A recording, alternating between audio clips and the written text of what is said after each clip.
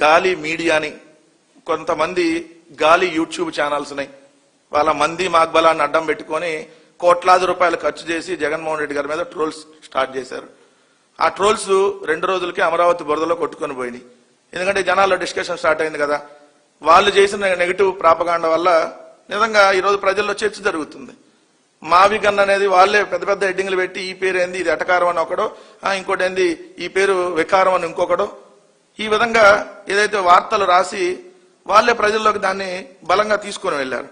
So దీన్ని తిప్పికొట్టడానికి అంటే వాళ్ళు ఆల్రెడీ ఇక్కడ మైనస్ అయ్యారు కాబట్టి కొంతమంది పనికిమాలిన మంత్రుల్ని, కొంతమంది కరివేపాకు బ్యాచ్ని, కొంతమంది ఏదైతే ఆ ఐటీడీపీకి సంబంధించినటువంటి బ్యాచ్ని, వీళ్ళందరినీ రంగంలోకి దించి జగన్మోహన్ రెడ్డి గారి కుటుంబ సభ్యుల్ని, ముఖ్యంగా మహిళల్ని ఏదైతే కించపరిచే విధంగా వాళ్ళ మీడియా రాస్తున్నటువంటి వార్తలు, ఈ సమాజానికి హానికరంగా తయారైనటువంటి 2 దినపత్రికలు.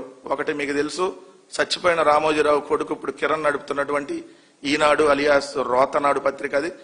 ఇంకొకటి బూతు జ్యోతి, అతని పేరే బూతు కిట్టు. సో అతను నడుపుతున్నటువంటి ఆ బూతు జ్యోతి. ఇంకో ఛానల్ కూడా నడుపుతా ఉంటాడు అతను, ఏబిఎన్ అనేటటువంటిది. దాని పేరు ఏబిఎన్ అంటే ఆల్ బూతులు నెట్వర్క్. మొత్తం ఈ ప్రపంచంలో బూతులన్నీ కలిపి ఆ ఛానల్లో ప్రసారం చేస్తారు. అందుకని అది ఆల్ బూత్ నెట్వర్క్ అయింది ఏబిఎన్ అంటే.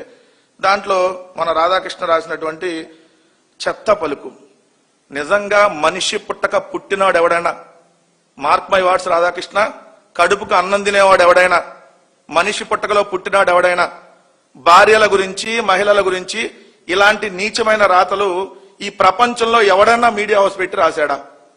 అంటే నువ్వు మీడియా హౌస్ నడుపుతున్నావు నువ్వు అనుకోవట్లా. 3 చుక్కలు, ఆ పేరేందో మీరే చూసుకోండి, డాష్ డాష్ డాష్ హౌస్ నువ్వు నడుపుతుంటేనే ఈ వార్తలు రాస్తావు. అదేంటో రాధాకృష్ణకు తెలుసు. సో మళ్ళీ ప్రత్యేకంగా ఆ మాట మా నోటి నుంచి వచ్చి అనవసరంగా మా నోర్లు ఖరాబ్ అవుతుంది దానికి. సో అలాంటి హౌస్ నడుపుతూ నువ్వు రాసినటువంటి రాతలు, నిజంగా గొడ్డు జాతిలో పుట్టినాడు కూడా ఈ మాటలు మాట్లాడ్డు. నువ్వు మాట్లాడినటువంటి మాటలు మనిషి జాతిలో పుట్టినాడు ఎవడు మాట్లాడ్డు, నువ్వు గొడ్డు జాతిలో పుట్టావని అనుకోవడానికి వాళ్ళు కూడా మాట్లాడరు. అలాంటిది నువ్వు రాసి ఏదైతే భార్యల గురించి, ఏదైతే ఆయన మాట్లాడినటువంటి మాటలు వైఎస్ఆర్ కాంగ్రెస్ పార్టీ గురించి, మహిళల గురించి ఒకసారి వినిపిస్తానన్నా, మీరు కూడా ఖచ్చితంగా వినాలి. ఇది సమాజానికి కూడా తెలియాలి ఎలా దిగజారిపోయి వీళ్ళు చేస్తున్నారు అనే దానికి సంబంధించి ఒకసారి ప్లే చేస్తా. రేపు జగన్మోహన్ రెడ్డి మీ భార్యలు కారు అని చెప్తే గుడ్డిగా నమ్మేసి కట్టుకున్న దాన్ని చెల్లిగా భావించి పెళ్లి సంబంధాలు చూడడానికి కూడా వెరవని వెన్నెముకలేని బ్యాచ్ వైసీపీలో తయారైంది. మెడకాయ మీద తలకాయ, ఆ తలకాయలో ఇంత గుచ్చున్న ఎవరైనా మావిగనని జగన్మోహన్ రెడ్డి వెంట వెలువడిన వికారాన్ని ఏవగించుకుంటారు. విన్నారు కదన్నా? అంటే జగన్మోహన్ రెడ్డి గారు చెప్తే భార్యలని చెల్లెలు అనేసి సంబంధాలు చూస్తారంట. ఎవడరా అసలు నువ్వు మాట్లాడటానికి? నువ్వేంది, నీ బతికేంది?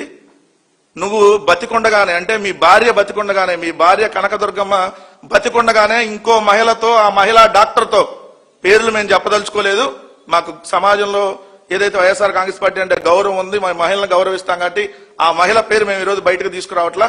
మహిళా డాక్టర్తో నువ్వు పెట్టుకున్నటువంటి అక్రమ సంబంధం, మీ భార్య కనకదుర్గమ్మ బతికొండగానే నువ్వంటా భార్యల గురించి మాట్లాడేది?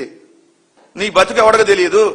నువ్వు ఎక్కడి నుంచి వచ్చావు? ఈరోజు సైకిల్ మీద పేపర్లు అమ్ముకునేటటువంటి బతుకు నుంచి ఈరోజు ఫిలిం నగర్ లో 100 కోట్ల రూపాయలు పెట్టి ఏ బ్రోతల పనులు చేస్తే నువ్వు ఈరోజు ఆ ఆఫీస్ పెట్టావు, కొత్త బిల్డింగ్ కడతా ఉన్నావు.